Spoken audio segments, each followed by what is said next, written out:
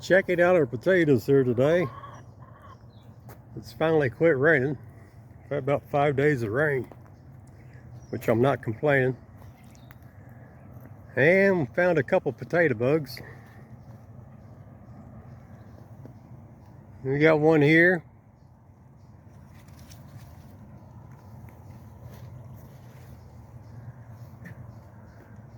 There's another one here. And we're going to show you what we do to eliminate these guys.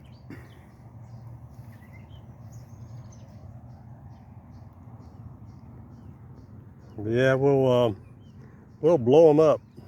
All right, we're going to use a combination of magnesium, sulfur, boron, cobalt, and molybdenum. I know I butchered that name. And with all 5 of them combined, it's going to equal a ½ ounce.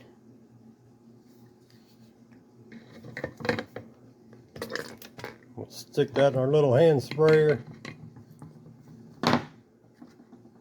If they was out of control and they was all up and down the potato lanes, we'd mix up 4 gallons. But since we only have them about 3 feet, this little hand sprayer will do, and we'll walk up and down the potato lanes if we can't find any more. Yeah, we started hitting these potato lanes, the lanes we know we're going to plant potatoes in. We start putting gypsum down 1st of January every year, and I'll show you how much gypsum we do put down for the calcium. It's like these potatoes here are struggling a little bit. What you do, you just hit these little fellers with that mixture I showed you.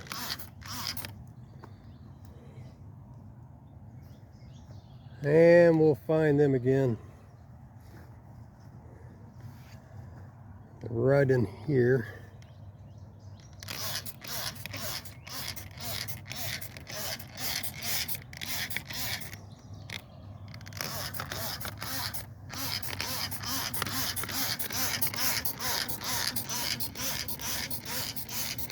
This will green the plants up a little bit. It'll switch the sugars back in it, and it will pop these potato bugs. Sometimes it happens overnight.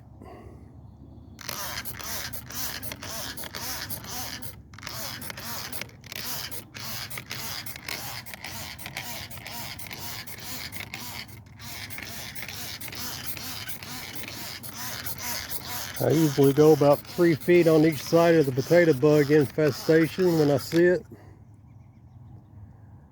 just to make sure I got all these little rascals contained.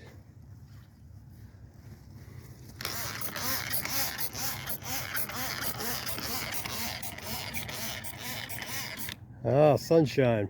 First time we've seen the sun in 5 days. But yeah, I don't know about you guys, but here in Pennsylvania, it has been cold. It's been too cold to grow tomatoes, that's for sure.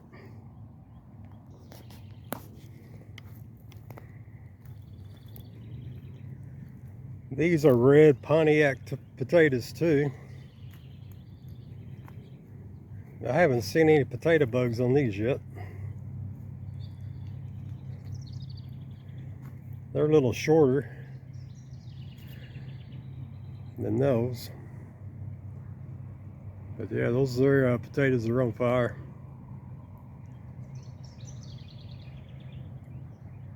We just use wood chips, which we dig them down, we plant them in the dirt, and then we start healing them with wood chips, making sure we have enough calcium on them and that sulfur.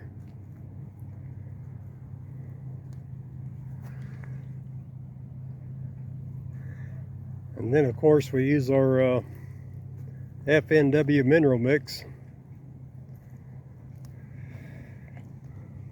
I'll show you a picture of that here in a couple minutes. I didn't see any in this row. This is our other row of potatoes. This is our French fries that we make.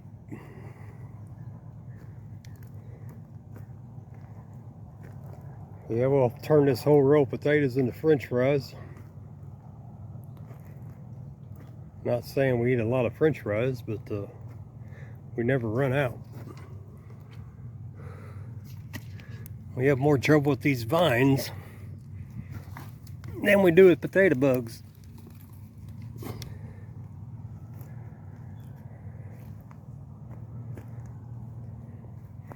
Yeah, these grow a little shorter. They probably get about 2 feet tall.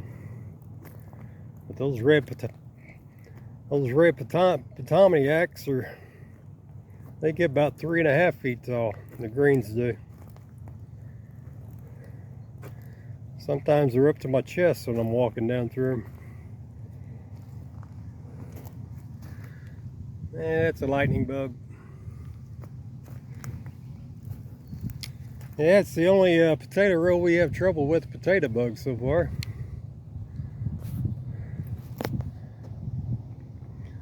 But yeah, if you get potato bugs, you're lacking one of those minerals. And here, I'd say it's magnesium, because I know I got the calcium sulfur in it. But that magnesium is usually it. Here's a carving pumpkin. It might start growing now. We're supposed to get in the 90s here the next couple days, hopefully.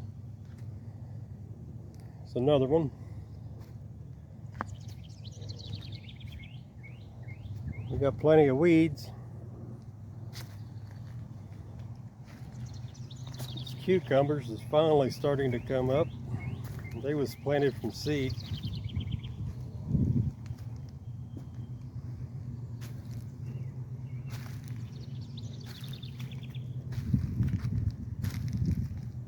And Robin's tamale tomatoes.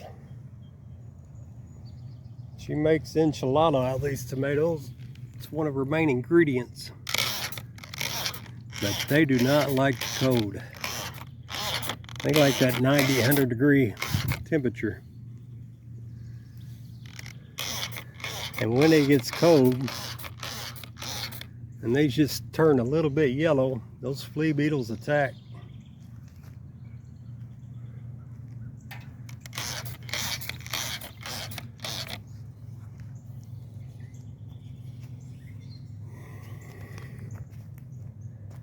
Sweet corn's finally starting to grow, middle of June. They might catch up with the peas now. Garlic's starting to die off. Probably be another 3 weeks, hopefully.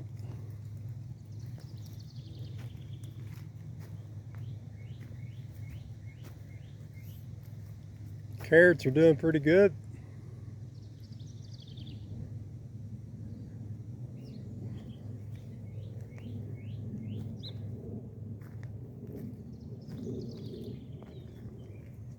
Everything else is doing pretty good. Looks like we've had a cabbage worm somewhere.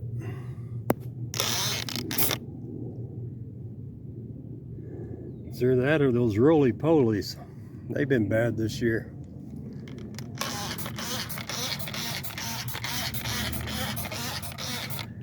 You can see how yellow these leaves are on this collard.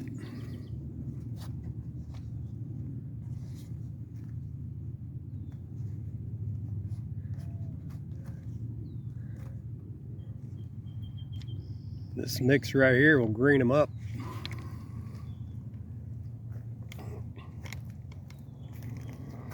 Another collard plant.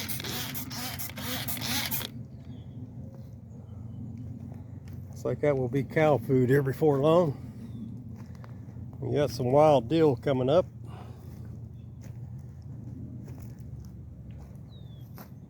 Sweet potatoes are waiting for it to warm up.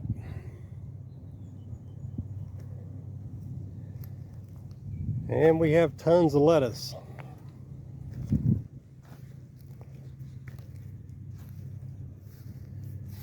The cows are liking their lettuce, because we can't keep up with it, and our customers can't keep up with it. Let's see what we got going on in the high tunnel. Another collard. Some more cabbages. Robin's been out here harvesting all morning. She says it's time to make sauerkraut. Celery's looking very well.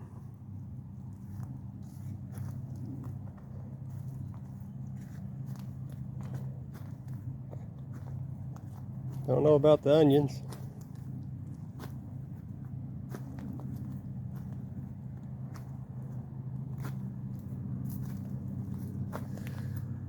This collard here was loaded with aphids. Now it's whiteflies.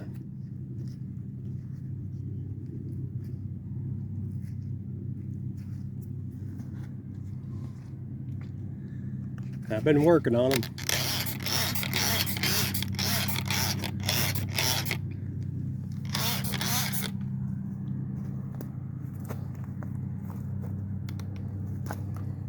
I'm going to start collecting these seeds from this red Russian kale.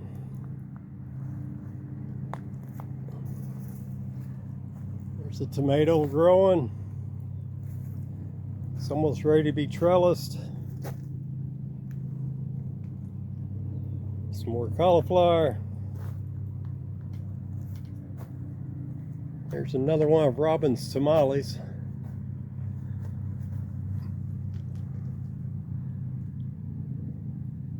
It's doing pretty good inside the high tunnel.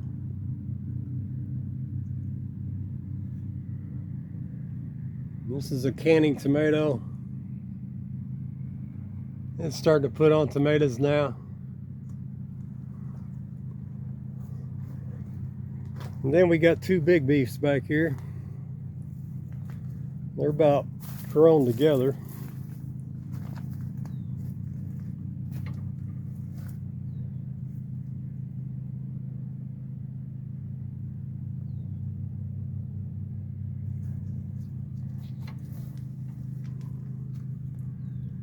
Yeah, it's putting on tomatoes. And all the way up.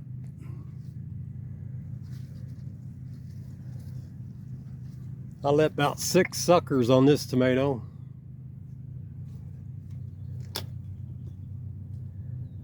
And it has never naturally split. So that tells me it's still low on calcium. But usually all the suckers, we take them off.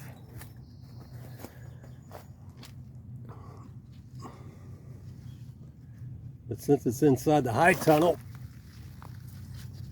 and I can keep the nutrients dripped to it constantly, I don't worry too much about the calcium.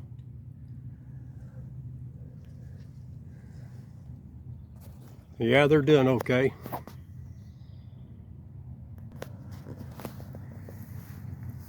Now these outside tomatoes, right here, this sucker, here's your leaf pod and to your main stem. We take them off all the time.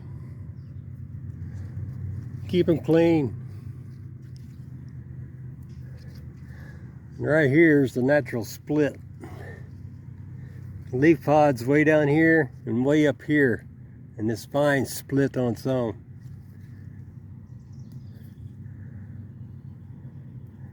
Right there tells you it's got enough calcium. It's happy.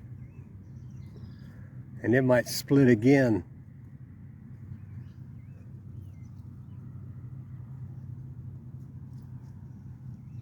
Whenever it's about 3 or 4 feet tall. This was the same way.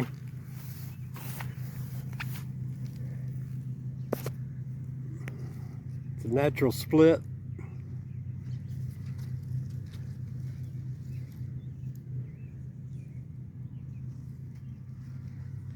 Sucker.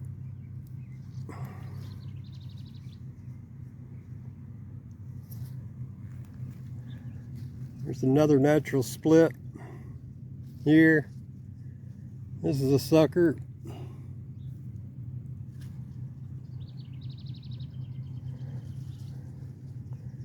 This is a sucker. And since it's that big, I'll leave it. I didn't catch it in time. This one needs tied up.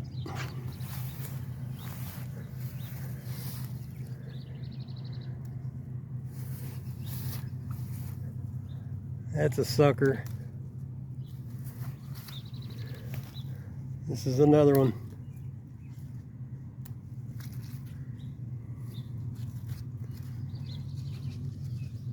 Right there's a split.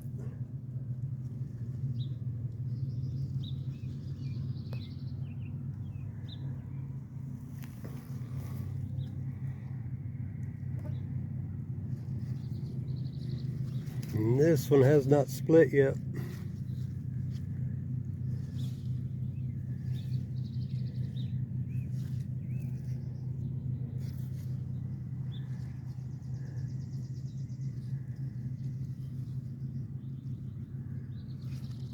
And we just started feeding potassium now. Every other feeding, we go from vegetative state.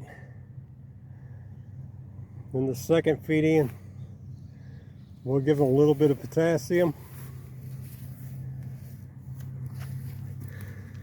That calcium is cell division, and that potassium is your sugar filler.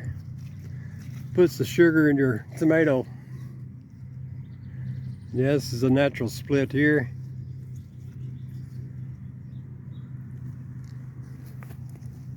This is a sucker.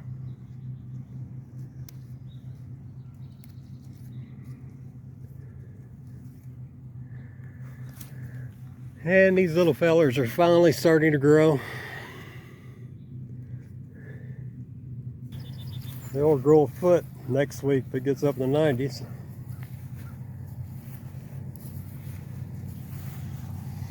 But even from all the rain, the bacteria speck has still been damped down.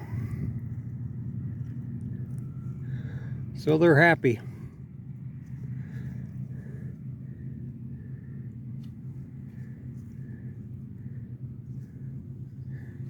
You know, if your boron is a little off balance, or your magnesium, that ground will splash up, and that's where you get your bacteria speck at. And if that tomato stays deficient in its whole life, that blight will kick in, and it'll just keep chasing those leaves up. Like this tomato right here. This is a good example for my bacteria speck.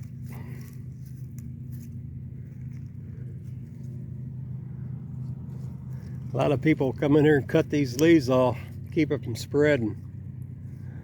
That's just a band-aid on the wound. If you get the minerals right, it'll stop that speck.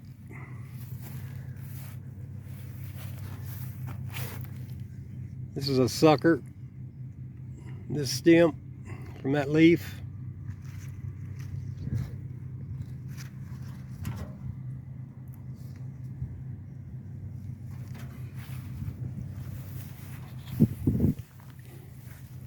These are canning tomatoes here.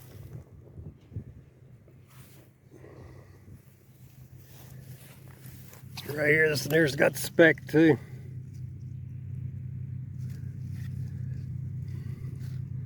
Even though that leaf there has been on the ground, it's staying down there at the bottom. I planned them out when it's too cold.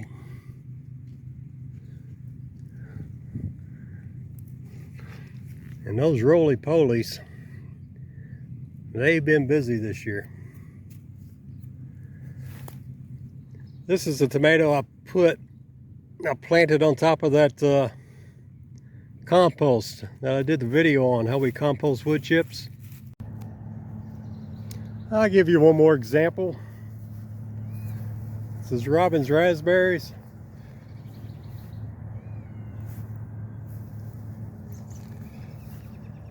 If you get that calcium in those raspberries, keep it in the ground, you won't have no Chinese lanternfly problems. But check out this tree in the middle of a raspberry patch. It's covered with Chinese lanternflies.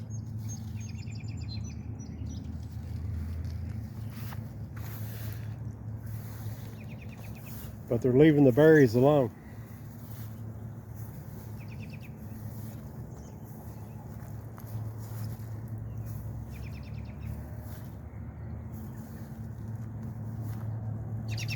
And it's about time to feed these guys. As soon as you're done picking those raspberries, you need to get that boron and calcium.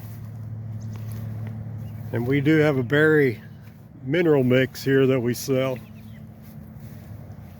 As soon as you're done picking them, you need to get that mineral on those berries for next spring. And that will pay off. And even the Japanese beetles. We haven't seen any Japanese beetles here on our property for 3 or 4 years. Neighbors, they're covered up.